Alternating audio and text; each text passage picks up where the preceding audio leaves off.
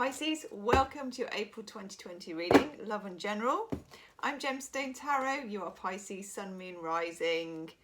Okay, cross watchers, welcome. Everybody welcome. What does Pisces need to know? What am I using? Liz Green and Juliet Sharman Burke, the Mythic Tarot. Very Piscean actually. You're coming out. Pisces, that's a good start. That one as well. Very nice. Tens seem to be significant. Oh my lord. Very Pisces. Okay.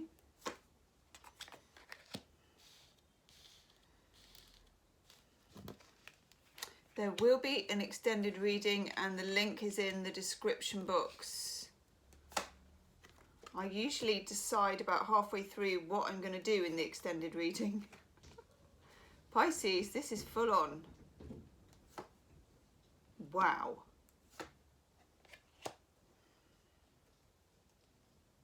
I want the one underneath as well.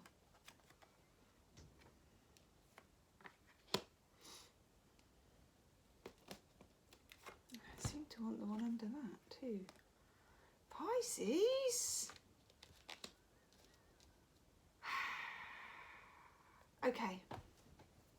Good to see, because I'm a Pisces too.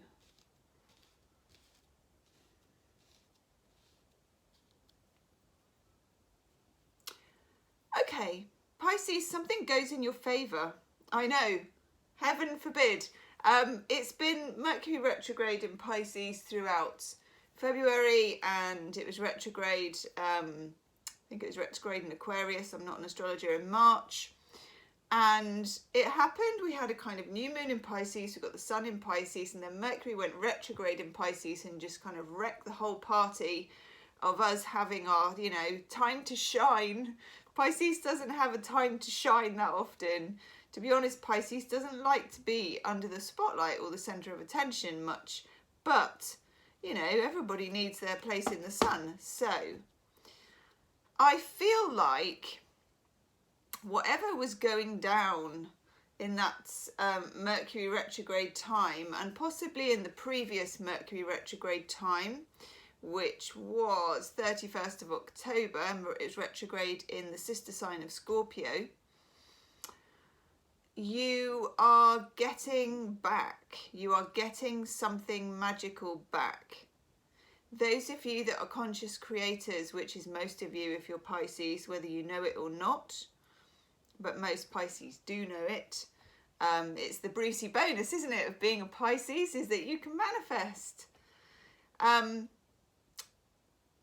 Something or someone you've been wishing or hoping for does make an appearance. Very, very interesting. It's giving me an itchy nose. And there is a chance for a new beginning. It's quite, yeah.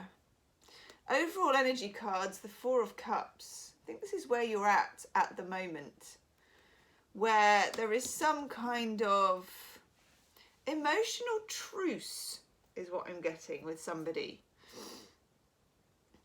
Four of Cups can be, it's kind of stable, nothing is changing, nothing is moving. It can be the emotional meh card, but I don't really get meh. I kind of get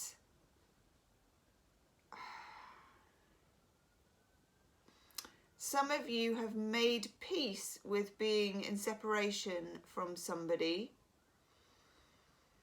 And it's the very fact that you've made peace with it that means that the kind of portal can open up for things to happen. Okay. Four of Cups with the Ace of Pentacles. That's a nice card, particularly as this particular Ace of Pentacles has Poseidon holding it up. Can you see his fishy tail? Yes. So it's actually quite a Piscean one. Now, Ace of Pentacles is a proper new beginning. If somebody was flaky before, and they were flaky before, they return to you, they will have something to offer. you know, a plan. For some of you, even a ring, you know, it kind of, we've also got the 10. That's a very, very nice combination, Pisces. To have the ace and to have the 10 is, especially for Pisces, because Pisces can be a bit wishy-washy. We can be a bit kind of cups and water and a little bit moon and emotional. This is real. This is, I am showing up with something. With a plan, with a ring, with whatever it is, with some money, I don't know. Someone's called the police because someone's showing up for Pisces with something. It's like, this is not normal. 10 of Pentacles is the full enchilada, where that ace, if this was a seed, it's grown. I mean, it's generational, it's commitment, it's moving in with somebody, it's becoming exclusive, it can be getting married, it can be having a family, it can be all of those things, okay? Ooh, I like this reading. Now, how this comes about is a bit mysterious, which is very Piscean, and to me, smacks of conscious creating, and the more you can get out of the way of it, the better, because the 10 of Pentacles runs into the Wheel of Fortune, which of course is a number 10 card in the major arcana. Here are the 3 fates, and one of them kind of feeds the loom, and one of them turns the loom, and one of them snips the thread. I know. Wheel of Fortune, very auspicious card. But there is a certain amount of dumb luck in this. There is a happy accident. You might bump into this person, even if you've never bumped into them before. Even if there is no common place. You know what we're like as Pisceans, places just morph. It's like the universe goes, well, I'll make a place then. I'll make a new place, a pop-up place. It feels like that. Even if there's no common ground where you would meet this person, you may bump into them online, you may bump into them, I don't know, but it looks like a kind of happy accident. So from the Wheel of Fortune, we then run into Judgment. Judgment is the card of second chances, it is the card of someone returning, but it's in this rather haphazard fashion with the Wheel of Fortune. But I like it. There's a lot of major arcana. Judgment and the Wheel of Fortune for me are destiny cards, okay? And next to that, we then get the Magician. I know, I mean, this is big. This is big, Pisces. Some of you might be dealing with an air sign, Gemini, Libra, or Aquarius. The Magician for me often is air, but it's also about manifesting, making something out of nothing. Here's the Magician. He points heavenward. I call it the staying alive because he looks like he's going to, you know, dance. He is as above, so below. He's channeling down, okay? And he's got the 4 elements of the tarot.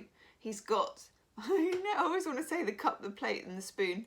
He's got the wand, he's got the cup, he's got the pentacle, he's got the sword, earth, wind, air, fire.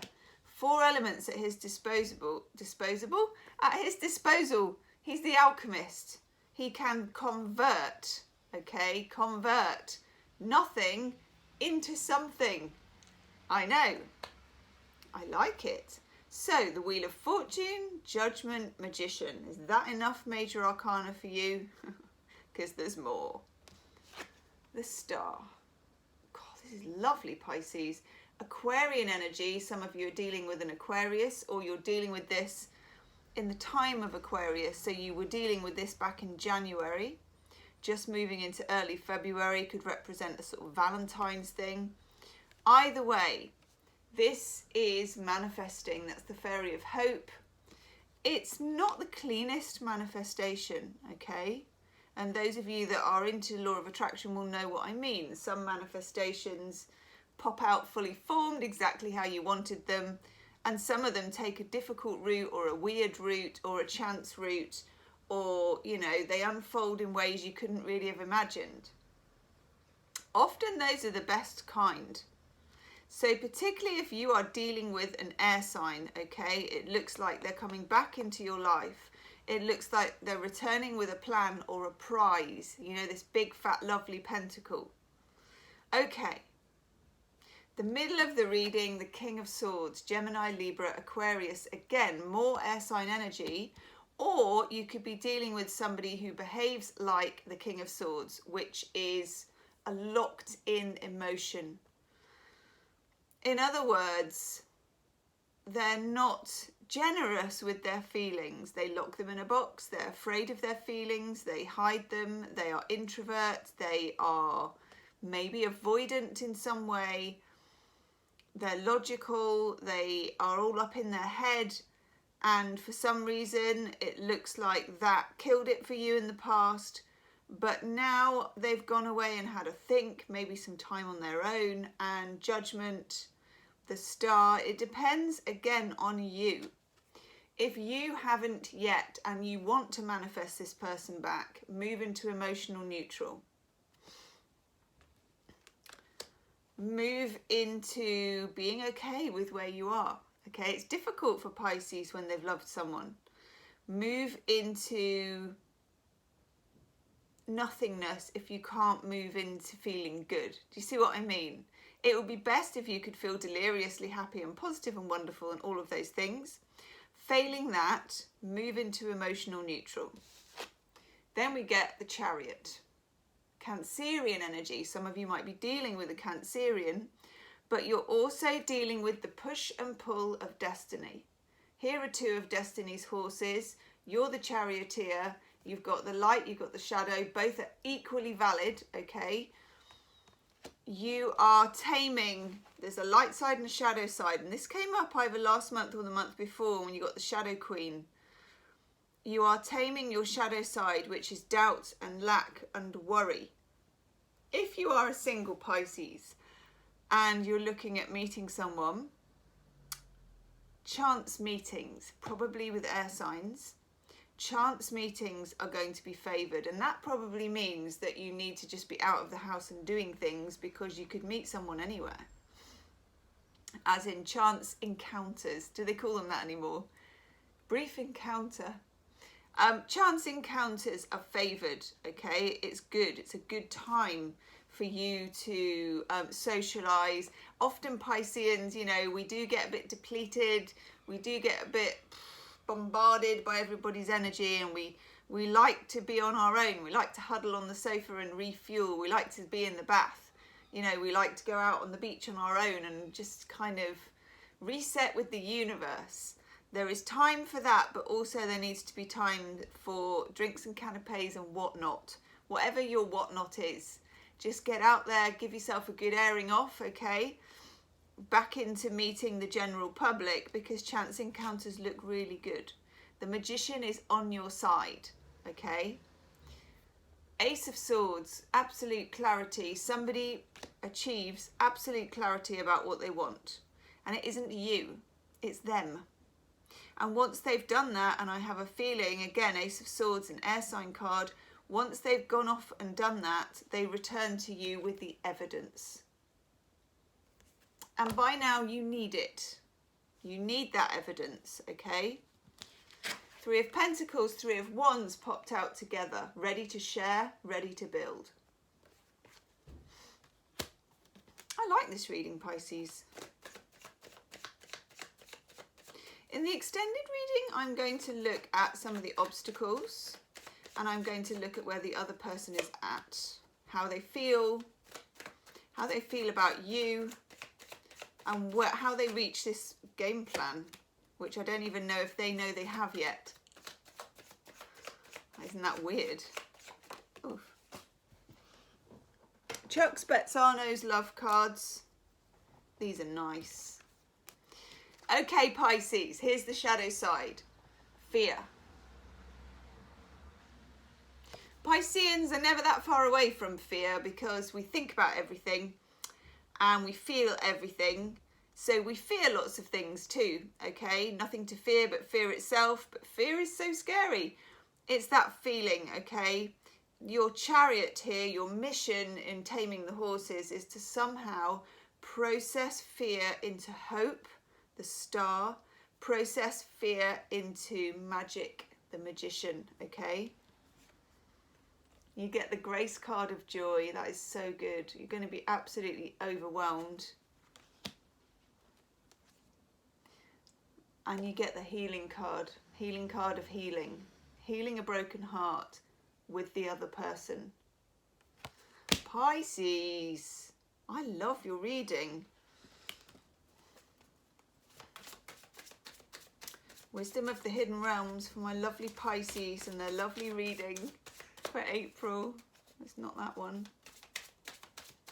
What do we need to know? Yes. I knew it. There are times, Pisces, when you know what's coming up. The sacred union. It's weird, isn't it? I had to take a second one because I knew it had to be that. And to get there, the chess queen. Trust and strategizing. Pisces, oof! Let's have a healing with the angels card. I'm excited. This is the best reading I've done for Pisces for a really long time. It's giving me an itchy nose. Listening, okay? Now listening is listening for signs, dreams, interpretations, however they come to you, they're coming to you from the other person, okay? Pisces, I'm going to go right now and do the extended reading. Links in the description box. Do subscribe to the channel and I'll see you soon. Namaste.